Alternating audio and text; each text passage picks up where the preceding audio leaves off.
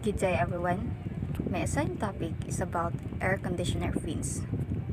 So let us know what is air conditioner fins. There are two types of air conditioner fins, which is condenser and evaporator fins.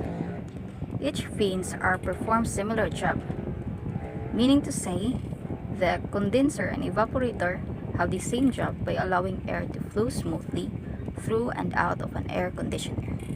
Condenser fins are located in the outer portion of an air conditioner near at the compressor. As you've seen in the picture, something looks like a grill with a metal fins all along it. The next is evaporator fins are located in the evaporator, and as it extracts heat from this air, the metal fins help with the thermal energy exchange process that occurs with the surroundings air. So, evaporator is not only throwing cold air, but also absorbing the heat inside the room. Types of cooling fins. Types of fins.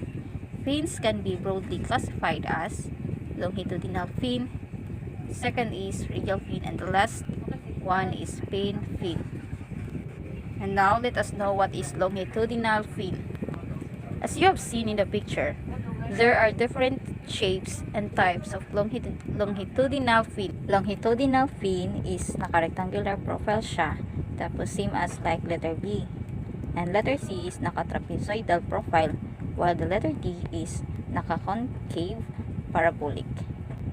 Within ducts are widely used in compact heat exchanger applications. Such ducts are also referred to as extremely inner tubes. The functions of longitudinal fins are used when the direction of flow of the fluid is parallel to the axis of tube. The next is radial fin. Is a rectangular profile, while the radial fin naman, pangalawa is nakatriangular siya. Radial fins is longitudinal or radial fin are attached to a bare surface to enhance heat flow rate from a surface to an adjacent fluid. This is a types of plane fins. Plane fin are used to increase heat transfer from heated surface to air. Industrial experience has shown that for the same surface area, plane fins can transfer considerably more energy than straight fins. So these are the other types of fins. Constant area straight fin. Second is variable area straight fin. Third is plane fin. And the last is annular fin. The importance of the air conditioner fins. Number 1.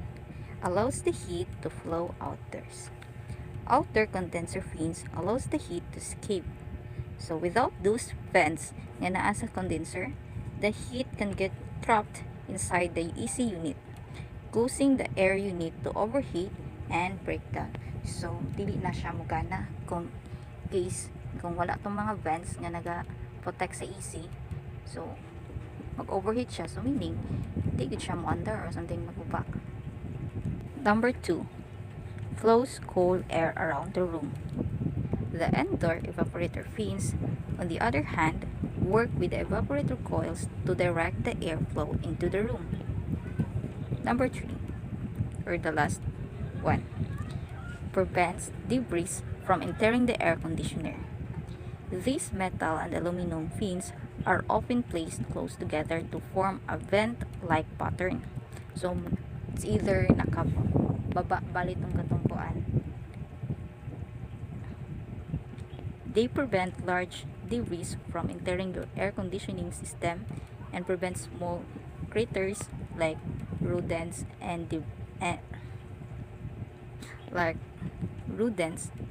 birds from making a home inside your AC. So, importante gid kay siya, no? Kay siya yung nagaprotect na bisan unsa nga mga mata nga mga gagmay or hugaw, siya yung nagaprotect para dili guba ang AC nato. So, that's all. Thank you. A typical thin tube heat exchanger looks something like this. We see there is an inlet and an outlet. These are both usually located on the same end. These connections are typically flanged, but they could be threaded or soldered depending on the application and the pressures of the working fluids. Running between the inlet and the outlet is a tube which will contain and direct one of the working fluids, for example hot water. The tubes will be covered with many thin sheets of metal known as fins. The fins increase the surface area of the tube wall, allowing more heat to transfer. The other fluid, for example ambient air, will pass over the outside of this tube, between the fins. The two fluids will never mix. The heat passes from the hot water through the tube wall and into the air. The heat of the water travels out through the pipe wall and into the fins. The fins increase the surface area and allow more interaction with the airstream, which improves the heat transfer. In some designs, the fluid will simply flow through the entire length of the tube. Other designs will have the fluid pass through multiple tubes at the same time. These will be connected to a header at the inlet as well as the outlet to facilitate the distribution through the tubes. For example, these are used on a gas turbine power station to cool the intake air, which will be sucked into the turbine and combusted. This helps the turbine run at optimal performance in hot and humid conditions. A chiller pumps cold water to the heat exchanger, which then flows through the tubes. The warm ambient air passes over the outside of these tubes. The thermal energy transfers from the hot air and into the cold water. The air will leave cooler and enter the turbine. The water leaves warmer and heads back to the chiller, where the unwanted heat will be rejected back into the atmosphere. Sponsored by Danfoss. When we look at a typical refrigeration system, we have the compressor, the condenser, the expansion valve, and the evaporator. The condenser and the evaporator are both heat exchangers. The condenser sits outside the property, and the evaporator sits inside the room being cooled. The compressor circulates a refrigerant in the pipework, which cycles between all of these components. The expansion valve regulates the flow of refrigerant. The refrigerant is a specially designed fluid which can change between being a liquid and a gas very easily. And that's because it has a very low boiling point. For example, refrigerant R410A will boil at negative 48 degrees Celsius or negative 55 degrees Fahrenheit, although this will change with pressure. But if the refrigerant is inside a pipe within a room, and the room is at 30 degrees Celsius or 86 degrees Fahrenheit, then this will be more than enough to cause it to boil from a liquid into a vapor. By the way, if you want some refrigerant charts, you can download these for free from our website. I'll link to these in the video description down below. So the refrigerant is entering the evaporator as a low pressure, low temperature liquid vapor mixture. It flows on the inside of the pipe, and at the same time, a fan is moving the ambient air of the room over the outside of the pipe. This causes the refrigerant to boil. It will absorb the heat from the air through the pipe wall, and then it evaporates. As the refrigerant evaporates, it carries away the heat. It's similar to when we boil water. The water heats up, it evaporates and turns into steam, and carries this heat away. So, the air on the outside is entering hot and it's leaving cold. The refrigerant continues to travel through the evaporator, picking up more heat, which boils it further until it becomes slightly superheated. This basically means it's now completely gas and doesn't contain any droplets of liquid refrigerant. Liquid damages the compressor, so we want to ensure it can't reach the compressor. The compressor sucks in the refrigerant, which is leaving the evaporator as a low pressure, low temperature, slightly superheated vapor. It then squeezes this together into a much smaller space, and so the pressure increases. All the heat which was picked up in the evaporator is now contained in a much smaller volume, so the temperature will increase. This is very important, and we will see why in just a moment. But if you've ever pumped up a bicycle tire, you will notice the pump becomes hotter as it's compressing the air. The refrigerant is then pushed into the condenser, where it enters as a high-pressure, high-temperature, superheated vapor. The condenser is located outside, and the outside air might be very warm on a summer's day. As heat always flows from hot to cold, we need to ensure that the refrigerant is hotter than the outside air. Otherwise, the unwanted heat will not be able to leave the refrigerant and leave our system. A fan will help to blow ambient air over the condenser to remove this heat. So the outside air is entering warm, picking up heat and leaving hot. As the heat is removed by the air, this causes the refrigerant to condense back into a liquid. It's a little bit like when steam hits the window on a cold day. The window is cold, so it condenses the steam from a vapor into a liquid, and then this liquid starts to run down the window. The refrigerant therefore exits as a high-pressure, medium-temperature, saturated liquid, and this heads to the expansion valve. The expansion valve needs to regulate the amount of refrigerant entering the evaporator to control this superheat. If it allows too much refrigerant to flow, it can flood the evaporator, so the refrigerant doesn't evaporate and liquid reaches the compressor and possibly destroys it. But if it lets in too little refrigerant, the system won't provide enough cooling, and so it operates inefficiently. The expansion valve regulates the refrigerant by only allowing it to pass through a small hole. This creates a large pressure difference across the valve. One side is the high-pressure liquid, the other side is almost empty. The small hole causes it to almost spray into the evaporator as a part liquid, part vapor mixture. The refrigerant will expand to try and fill the empty space on the other side, and this will cause it to drop in pressure as well as temperature. It's a little bit like spraying a deodorant can or a spray paint can. It flows through a small hole, causing it to expand as a part vapor and part liquid mixture, and then we can feel the can become cooler. Now, the original method to control this was by using a fixed orifice device, and you might still find these on the back of your refrigerators. The hole within this device was a fixed size, so the entire system would simply turn on and off to meet the cooling demand. It does work, but we can't maintain a stable temperature control because the system is simply turning on and off. The next evolution was the thermostatic expansion valve. This is still widely used today, and it senses the superheat at the outlet through a bulb which is filled with another refrigerant. This other refrigerant will expand to close the valve when the superheat is too high, and it condenses to open the valve when the superheat is too low. This type of valve needs to be manually calculated and adjusted by a technician. It does work very well, but it's prone to mistakes. It also takes a long time to calculate and set up, and it is also only adjusted once per service visit, which is not ideal. It will also not allow peak performance. However, it does work very well, and these will continue to be used for many years. And so the latest evolution is to use electronic expansion valves. These use a controller to measure the exact temperature and pressure and adjust the valve position automatically in real time to ensure optimal performance and maximum system efficiency. Okay. Almost every building from residential to commercial skyscrapers requires HVAC systems to operate autonomously, from controlling the air temperature to ensuring the air is safe to breathe.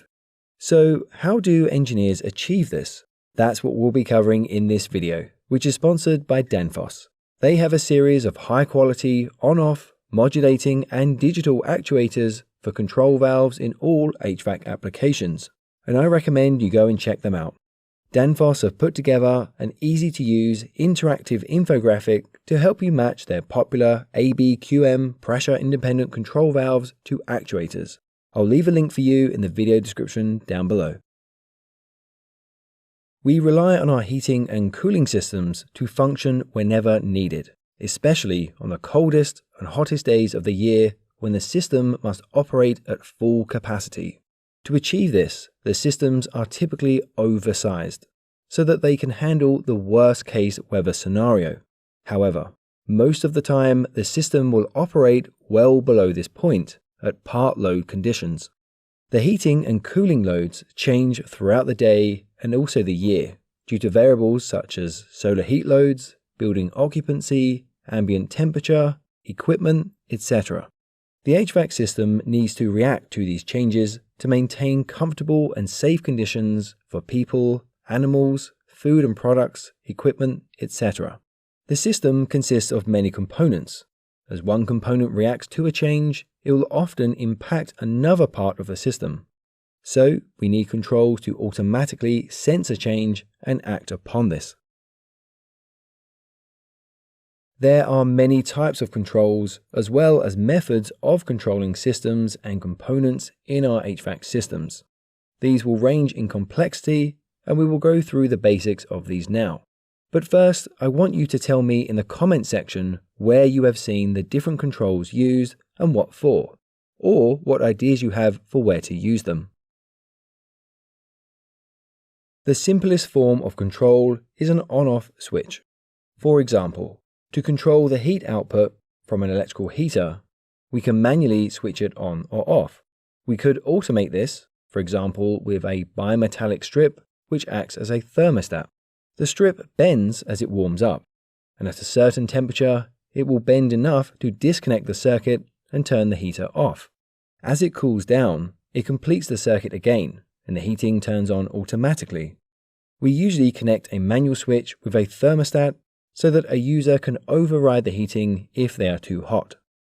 We could also control a heating or cooling system with a simple on-off control. For example, if the heating or cooling demand for a room is only half of what the system can provide, then we could just turn the system on for half of the time and off for the other half of the time, perhaps every 30 minutes. This would work, but not very well, because it results in the room being too hot and then too cold, although the average temperature appears normal. To improve this, we could divide this into smaller time intervals, which would achieve a more even temperature. Time control allows systems and components to turn on and off at certain times, as well as for certain durations of time, or we can delay something turning on or off for a certain amount of time. For example, on a cold morning, we want the heating to turn on before we wake up so that the house is nice and warm. A simple time control uses a cam to push contacts together and complete a circuit. As the time dial rotates, it will force the cam to open and close the contacts to turn the heating on and off. Timers used to all be mechanical.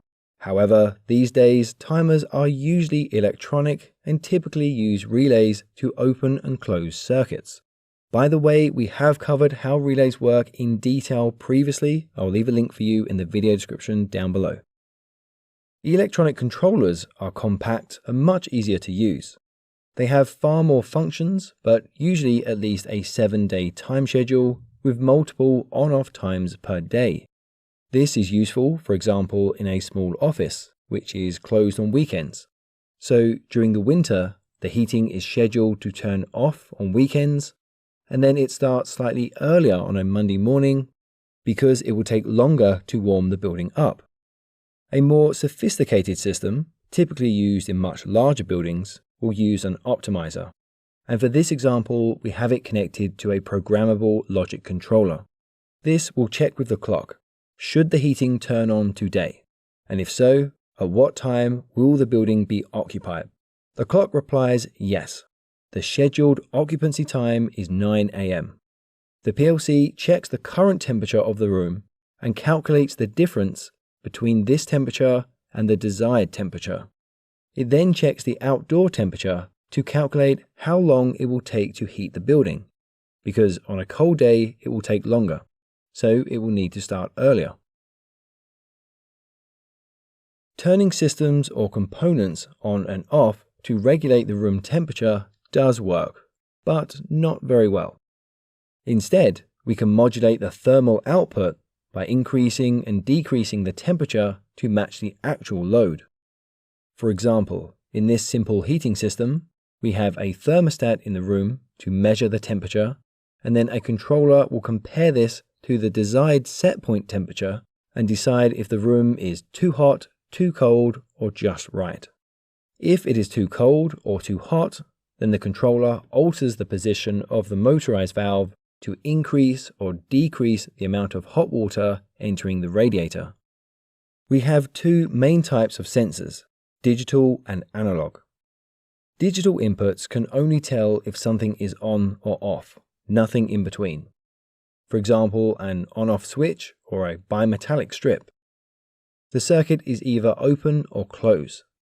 So we can only tell if the temperature is above or below a certain temperature. Analog inputs vary their signal. They might vary in resistance, voltage, or current between a minimum and maximum value. So we can use these to determine the exact temperature or pressure. We have covered how temperature sensors work previously, and I'll leave a link for you in the video description down below. The thermostat could be located on the output device, like a thermostatic radiator valve, or remotely, like a room thermostat, which controls the position of a damper in a fan coil unit. To alleviate swings in temperature, we set a dead band condition, typically plus or minus 1 degree Celsius from the required temperature. For example, if we want a room temperature of 21 degrees Celsius, with a dead band of plus or minus 1 degree, the heating will turn on when the room temperature falls below 20 degrees Celsius, and it will then switch off when it is above 22 degrees Celsius. This gives us an average temperature of 21 degrees Celsius. The deadband values depend on many factors. It can be modeled on a computer, but generally it is found through trial and error, with small incremental changes to find the optimal point where the room is comfortable and the system operates efficiently. On and off control makes it difficult to maintain a desired temperature. Instead, we can use special valves to modulate the thermal output, keeping the temperature within a certain deadband. In a simple heating system, when the gas boiler turns on, it will run at full power to heat the water, but then it reduces the gas supply by using a motorized valve. This reduces the heat output of the boiler. It does this instead of turning it off. The water temperature set point is kept in the dead band, so the heat output is equal to the heat leaking out of the room. Most systems have a single heating or cooling source with multiple radiators or fan coil units connected to this. These are usually in different rooms, so we need to control the output of the individual units. The simplest method to achieve this is the thermostatic radiator valve. This is a valve found on heated water systems. It basically uses a chamber filled with a wax, liquid, or gas, which expands and contracts as the room temperature changes. This controls the valve position. The hotter it gets, the further it closes the valve. The colder it gets, the more it opens the valve. The heat output of the radiator therefore matches the demand of the room. Alternatively, a radiator or fan coil unit could use a motorized valve, which is controlled by a thermostat in the room. This will vary the flow rate of hot or cold water into the unit. This will vary the thermal output of the unit to match the demand. However, if a fixed speed pump supplies multiple units, then as one valve closes, it causes a pressure increase in the pipework, so the flow rate of water increases through the other valves. That's a problem because it will increase the heat output. The valves will constantly adjust to try and maintain the correct temperature. We will therefore lose control of the system, and as the valves are working so much, they will break down much faster. To overcome this, we could install a pressure sensor and a variable speed pump. As the valve opens and closes, the pump changes speed to try and maintain a constant pressure and thus a constant flow rate through the radiators. This happens regardless of when another valve opens or closes. We have covered how variable speed drives work and also how pumps work in our previous videos. Do check those out, I'll leave a link for you in the video description down below. Alternatively, we could use pressure independent control valves. As the name suggests, These valves maintain a constant flow rate through the valve, independent of the pressure fluctuations in the system. These are used in heating systems, but also, for example, in a central cooling system in a commercial building, to control the flow rate through the fan coil units. These will be used to control the flow rate through fan coil units, air handling units, etc. These are basically multiple valves combined into one design. The lower part maintains a constant pressure difference across the valve, and the upper part regulates the flow rate. We have covered how pressure-independent control valves work in detail previously, and I'll leave a link for you in the video description down below. We also need to regulate the quality of air. For example, in an underground car park, we might find a carbon dioxide sensor which controls the speed of the ventilation. Rather than running the fans constantly at high speed when they're not needed, the fans vary their speed to match the ventilation required, depending on how much carbon dioxide is in the air. Check out one of the videos on screen now to continue learning HVAC engineering, as this is the end of this video.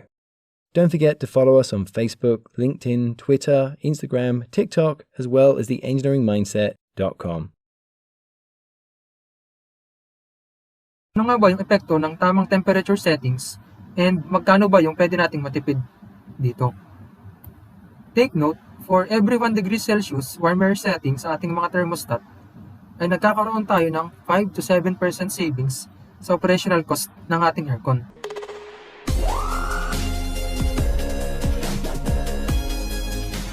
Hello mga ka-TechNoServe. Alam nyo ba, once na gumagamit tayo ng ating AC for a certain period of time, maximum it will account for up to 50% additional cost sa mga electricity bill natin. Just a simple math. For example, nung wala ka pang aircon, yung monthly electricity bill mo is around 3,000 pesos. And then, by using an AC, maximum 50% agad yung idadagdag nito sa iyong electricity bill. And this is just an assumption na yung AC mo is gamit na gamit. Diba, medyo malaki rin yung magiging expense natin over time. Pero, syempre, number one reason kung bakit tayo bumili ng ating aircon is para sa ating comfort. And, ayaw din naman natin na mag-suffer sa malaking bayarin sa tuwing gumagamit tayo ng ating aircon. Kaya, hanggat maaari, gawin natin tong economical. Nang sa ganoon, makatipid tayo sa ating mga budget. And dito sa discussion natin ngayon, meron akong i-discuss na 5 tip or 5 bagay upang makatipid tayo sa paggamit ng ating mga aircon. So tara, let's proceed. Number 1 tip is setting the right temperature sa ating mga aircon or sa ating thermostat. Ano nga ba yung tamang proper temperature para sa aircon natin? 18 degrees Celsius ba? 22 degrees Celsius? Or 26 degrees Celsius? Based on findings and studies, in an air-conditioned room, ang comfortable body temperature ng isang tao is around 22 to 24 degrees Celsius. Taking into consideration yung proper room setup and activities sa loob ng room. And to make it more economical, advisable is to set first your temperature at 24 degrees Celsius. Then, tsaka na lang kayo mag-adjust if hindi kayo comfortable sa first settings natin na 24 degrees Celsius. Now, pag-usapan naman natin, ano nga ba yung epekto ng tamang temperature settings and magkano ba yung pwede nating matipid dito? Take note, for every 1 degree Celsius warmer setting sa ating mga thermostat, ay nagkakaroon tayo ng 5 to 7% savings sa operational cost ng ating aircon. And this value is based on studies, and ito rin yung ginagamit na saving tips sa Meralco website na nakita ko. Let's compare yung savings na nagagawa ng temperature settings natin. Let's have an example na 18 degrees Celsius versus 24 degrees Celsius setting. Initially, sinet mo siya ng 18 degrees Celsius yung aircon. If taasan mo yung setting niya at gawin mo siyang 19 degrees Celsius, meron ka na agad savings na 5%. Then, pag tinasan mo pa siya ulit ng 20 degrees Celsius, additional 5% ulit sa savings. As you can see, every drop accounts to savings here. Then, until ma-reach na yung recommended temperature natin na 24 degrees Celsius, overall, meron ka na agad na 30% savings sa operational cost ng ating aircon. Take note na yung ginamit kong value ng savings is 5% lang, just to be conservative din. So, pwede pa din tumaas yan kung sakali. Kaya ngayon, alam nyo na kung bakit mahalaga yung tamang temperature settings sa ating mga aircon at kung gaano ba kalaki yung epekto nito sa savings na nagagawa natin. Number 2, tipid tips is yung sealed and well-insulated rooms. Dito, simply close your door and windows lang. Kasi yung airflow natin between air-conditioned and non-air-conditioned room is from hot to cold. Ulitin ko, yung airflow natin is from hot to cold. Anong meaning yan? Dati, lagi tayong sinasabihan na huwag natin buksan yung pinto natin. Kasi daw, lalabas yung aircon. Which is, hindi naman yung dahilan yan. Kaya natin iniiwasan yung pagbukas ng mga pinto or ng bintana natin is para yung mainit na hangin galing sa labas ay hindi papasok sa loob ng malamig na room. Kasi nga, yung airflow natin is from hot to cold. And na-discuss ko na din naman before na yung hot air is an additional heat load sa room natin. Kaya yung AC natin is tatakbo ng matagal para mapalamig ulit sa ating room. Kaya ang nagiging result niyan, nagkakaroon tayo ng high energy and electricity cost sa tuwing mabubuhay yung ating aircon upang palamigin yung room natin. Kaya napakahalagang bagay na iwasan natin yung pagbukas-sarado ng ating mga pintuan. Also, consider din natin yung bintana natin at yung paglalagay ng curtains or blinds sa mga ito. Para yung init galing naman sa labas is hindi agad mag-penetrate sa loob ng room. And by doing all of this, magkakaroon tayo ng up to 40% savings sa ating electricity bill or sa operational cost ng ating aircon. Number 3, tipid tip is turn off your AC at night and you can save while you are sleeping. During night or while you are sleeping, alam naman natin na yung evening air is naturally cooler compared sa daytime. Kaya, ang pwede mong gawin sa iyong aircon is patayin mo na lang to habang natutulog ka. Or pwede ka ding mag-set ng timer na sa gitna ng pagtulog mo is mamamatay automatically yung aircon mo.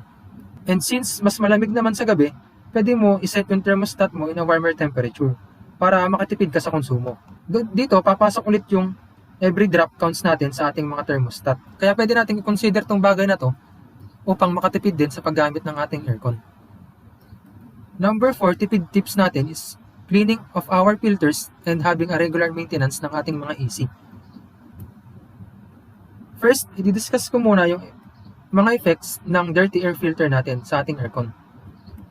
Number 1, if your air filter mo is dirty or madumi, it can cause an allergy. And if makikita mo naman yung mga pollutants or yung mga dumi sa loob ng room natin is natatrap dito sa ating mga air filter, na kung saan yung hangin naman natin is dumadaan dito, kaya pwede siyang makontaminate at magkokosto ng allergy para sa atin. The other effect is nagkakaroon ng inefficient cooling sa loob ng room.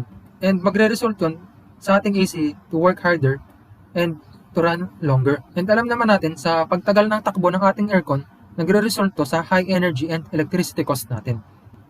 That's why we need a regular schedule of filter cleaning ng ating mga aircon. Cleaning of our air filters is pwede siya weekly or monthly. Depende sa room condition nyo, and by doing that, it will be essential to our health and will give us savings in the long run. Then aside from cleaning of our air filters, we should consider also having a regular schedule and servicing ng ating mga units. And it can be done once or twice a year. And normally, ginagawa to ng mga service providers natin. And yung cost for cleaning and check-up ng ating mga aircon for window type is around 500 to 700 pesos. While sa split type naman, nagre-range siya ng 1,000 to 2,000 pesos. As you can see, magbabayad ka para magpa-check up at magpalinis ng aircon natin. Pero after that naman, meron tong mga benefits pagkakaroon ng regular maintenance ng ating mga AC. Una dyan is yung parts are nalilinis. Pangalawa, parts is na-check siya in a good condition. The other thing is naiwasan natin yung sudden breakdown ng ating mga aircon kasi na-check siya regularly. Then yung refrigerant level is na-check din. And dahil nga nalilinis and proper maintenance yung ating aircon, nagiging more efficient to para sa atin. And over time, nagkakaroon tayo ng energy saving bills dito. By doing all of this, na cleaning ng ating air filters, cleaning ng ating mga units, and proper scheduled ng pag-check up sa mga aircon natin, it will save money in the long run. And according to studies, 5 to 15% savings yung masisave natin having a proper regular maintenance ng ating AC. Number 5, tipid tips natin is fan plus AC combination. Paano ba nangyayari to? First, discuss muna natin yung aircon. Alam naman natin yung function ng aircon is siya yung nagpapalamig sa loob ng room natin. Then, yung electric fan naman natin, siya yung nag-help effectively to circulate the cold air in the room faster. Kaya nagkakaroon tayo ng wind chill effect sa loob ng room. Meaning yan, mas nararamdaman natin lalo yung dampi ng malamig na hangin sa atin sa tulong nitong electric fan. Given na yung room temperature natin is malamig, then yung ibubugang hangin naman ng ating electric fan is malamig din. Kaya, mas malamig yung pakiramdam natin at mas komportable tayo if yung aircon natin is i-combine natin sa electric fan natin. And by doing that, yung AC natin is hindi na kailangan tumakbo ng mas matagal para mapalamig yung ating room. Kasi tinutulungan na siya ng electric fan natin para ma-circulate yung malamig ng hangin and mas maramdaman natin ito. To further discuss this topic, magkakaroon ako ng another video and you can watch it also para malaman nyo yung full explanation and benefits ng ating fan plus AC combination. Dito, ipapakita ko lang sa inyo yung savings na nagagawa ng ating AC plus fan combination. Let's have an example. Before, nung AC pa lang yung gamit mo, 22 degrees Celsius lang yung setting mo. Ngayon, if gagamitan mo siya together with electric fan, pwede mong i-raise yung thermostat mo ng 2 to 4 degrees Celsius without sacrificing your comfort. Kasi dyan papasok yung breeze or yung wind chill effect na nagagawa ng ating electric fan. By doing that, ngayon, if may electric fan combination ka na, yung pwede mo nang iset sa ating aircon is 24 to 26 degrees Celsius. Kasi nakompensate niya na yung 2 to 4 degrees Celsius sa tulong ng electric fan. If makikita nyo, malaking adjustment na agad yung pwede natin gawin sa tulong ng ating electric fan. And tulad nga nung na-discuss ko kanina, every 1 degree Celsius adjustment sa ating thermostat is nagkakaroon tayo ng 5 to 7% savings. Kaya, by using this AC plus fan combination natin, pwede tayo magkaroon ng additional 10 to 14% savings sa operational cost ng ating AC. For summary, these 5 saving tips are just one of the many things na pwede nating consider para makatipid sa paggamit ng ating mga aircon. And most of these tips naman is DIY lang din. Then, our AC can last up to 10 years. Kaya having an AC is also an investment for our comfort syempre. And ayaw din naman natin na masacrifice yung budget natin para maging comfortable tayo. Kaya it is important na maging informed kayo and familiar sa mga saving tips na pwede nyong gawin sa tuwing gumagamit kayo ng inyong mga air conditioning units. Our topic ends here and hopefully nakatulong sa inyo yung mga information na binigay ko sa inyo upang makatipid kayo sa paggamit ng mga air conditioning units nyo sa bahay.